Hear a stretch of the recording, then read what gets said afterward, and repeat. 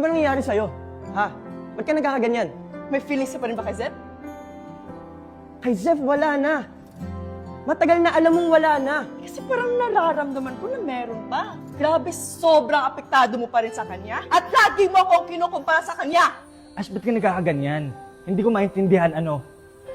May feelings ka pa rin ba kay Zeph? Kay Zeph, wala na. Okay. Kasi parang nararamdaman ko na meron pa rin eh.